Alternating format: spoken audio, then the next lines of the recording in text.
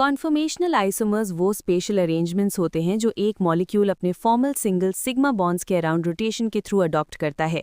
ये configurational isomers से distinct होते हैं, जो स्टेबल सेपरेट स्पीशीज होते हैं जिन्हें इंटरकन्वर्ट करने के लिए कोवलेंट बॉन्ड्स को एक्चुअली ब्रेक और रीफॉर्म करने की ज़रूरत होती है। जबकि हम अक्सर सिंगल बॉन्ड्स को फ्रीली रोटेट करते हुए डिस्क्राइब करते हैं, मॉलिक्यूल्स हर पॉसिबल अरेंजमेंट को इक्वल फ्रीक्वेंसी के साथ ऑक्यूपाई नहीं करते हैं। इसकी बजाय मॉलिक्यूलर शेप एक थर्मोडायनेमिक कैलकुलेशन का रिजल्ट होता है जो टॉर्जनल और स्टेरिक स्ट्रेन के पोटेंशियल एनर्जी लैंडस्केप द्वारा गवर्न्ड होता है। इन रोटेशंस को एनालाइज करने के लिए हम न्यूमन प्रोजेक्शन का यूज करते हैं। एक स्पेसिफिक बॉन्ड की एक्सिस के डाउन देखना एक 3D मॉलिक्यूल को एक 2D मैप में सिंप्लीफाई कर देता है। 60 डिग्री डाईहीड्रल एंगल पर बॉन्ड स्टैगर्ड होते हैं, जो सबसे स्टेबल स्टेट है। बैक कार्बन को 0 डिग्री एंगल पर रोटेट करने से बॉन्ड्स ओवरलैप होने पर फोर्स होते हैं, जिससे एक एक्लिप्स्ड कॉन्फर्मेशन बनता है। ये चार्ट उस रोटेशन की पोटेंशियल एनर्जी को मैप करता है। Staggered states deep energy valleys में बैठते हैं, जबकि एक्लिप्स स्टेट्स पीक्स बनाते हैं, जो रोटेशन के लिए 12 किलोजूल्स पर मोल बैरियर को रिप्रेजेंट करते हैं। इस एनर्जी पेनल्टी को टॉर्जनल स्ट्रेन कहते हैं। रूम टेम्परेचर पर इथेन के पास इस बैरियर को मिलियंस ऑफ टाइम्स पर सेकंड क्लियर करने के लिए इनफ थर्मल एनर्जी होती है, जिसका मतलब है कि कन्फॉर्मर्स रैपिड इक्विलिब्रियम की एक कांस्टेंट स्टेट में होते हैं। ये एटम्स के फिजिकली कोलाइड होने के कारण नहीं होता है, बल्कि एडजेसेंट कार्बन्स पर बॉन्डिंग इलेक्ट्रॉन पेयर्स के बीच इलेक्ट्रोस्टैटिक रिपल्शन के कारण होता है, जब उन्हें अलाइनमेंट में फोर्स किया जाता है।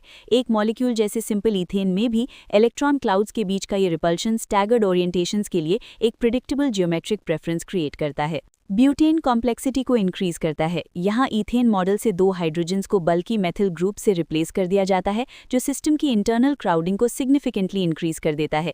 जब हम C2C3 बॉन्ड के रोटेशन को प्लॉट करते हैं तो एनर्जी लैंडस्केप चेंज हो जाता है। ग्लोबल मिनिमम एंटी कॉन्फर्मेशन होता है। मेथिल ग्रुप्स के 180 डिग्रीज अपार्ट पोजिशन्ड होने से इंटरनल स्ट्रेन मिनिमाइज हो जाता है। 60 डिग्रीज रोटेट करने से गॉच कॉन्फर्मेशन बनता है। ये एक लोकल मिनिमम में बैठता है, लेकिन ये एनर्जी में एंटी स्टेट से 3.8 किलोजूल्स हायर होता है। ये डिफरेंट स्टेरिक स्ट्रेन के कारण होता है। रिपल्सिव इंटरैक्शन जो तब होता है जब एटम्स उनके एटॉमिक रेडियाई अलाउ करने से ज्यादा क्लोज फोर्स किए जाते हैं। Energy maximum fully eclipse state पर रीच होती है। 0 डिग्री एंगल पर 2 लार्ज मेथिल ग्रुप्स को ओवरलैप करने से रफली 21 किलोजूल स्ट्रेन का एक मैसिव सर्ज होता है। 120 डिग्रीज पर पार्शियली एक्लिप्स्ड फॉर्म्स 16 किलोजूल्स के लोअर पीक्स को रिप्रेजेंट करते हैं, क्योंकि एक मेथिल ग्रुप सिर्फ एक सिंगल हाइड्रोजन एटम को एक्लिप्स करता है। लार्जर मॉलिक्यूल्स में ज्योमेट्री बेसलाइन टॉर्जनल रिपल्शन और लार्ज सब्स्टिट्यूएंट्स द्वारा रिक्वायर्ड फिजिकल स्पेस के बीच एक ट्रेड ऑफ होती है, जबकि जनरल रूल क्राउडिंग को मिनिमाइज करने के लिए एंटी कॉन्फर्मेशन को फेवर करता है। कुछ certain chemical environment stearic repulsion को ओवरराइड कर सकते हैं। एक 1,2 डायोल में गॉच वैली एंटी वैली के नीचे डिप करती है, जो गॉच इफेक्ट को रिप्रेजेंट करती है। गॉच स्टेट को अडॉप्ट करके हाइड्रोक्सिल ग्रुप्स एक इंट्रामोलिकुलर हाइड्रोजन बॉन्ड बनाते हैं। ये स्टेबलाइजिंग अट्रैक्शन स्टीयरिक पेनल्टी को ओवरकम करने के लिए इनफ पावरफुल होती है।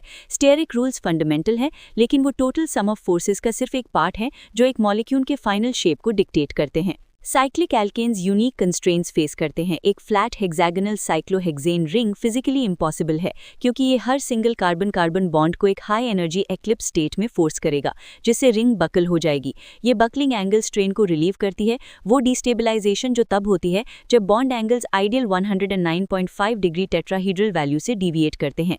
साइक्लोहेक्सेन एक चेयर कॉन्फर्मेशन अडॉप्ट करता है, क्योंकि ये ग्लोबल एनर्जी मिनिमम है जो साइमल्टेनियसली आइडियल बॉन्ड एंगल्स को सेटिस्फाई करता है और टॉर्जनल स्ट्रेन को एलिमिनेट करता है। अगर आप चेयर के किसी भी कार्बन कार्बन बॉन्ड के डाउन देखते हैं तो आप पाएंगे कि हर सब्स्टिट्यूएंट एक परफेक्टली स्टैगर्ड ओरिएंटेशन में है, एक्लिप्सिंग इंटरैक्शन से फ्री।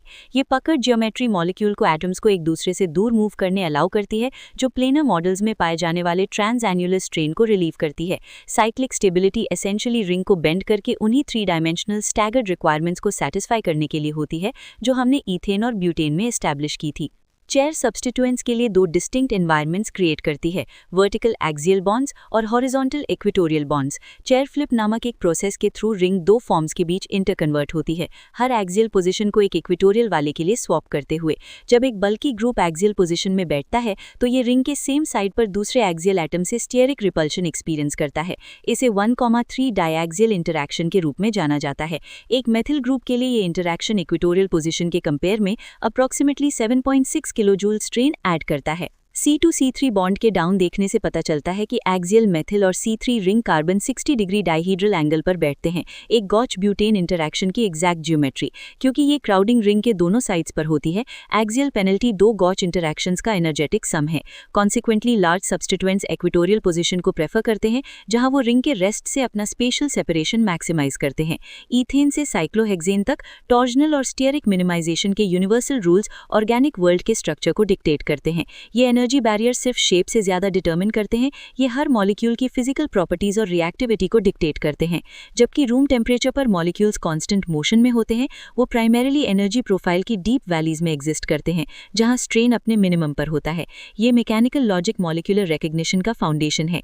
ये एक ड्रग के रिसेप्टर पॉकेट में फिट होने के लिए या एक कॉम्प्लेक्स प्रोटीन के अपने फंक्शनल शेप में फोल्ड होने के लिए required specific geometric template provide करता है।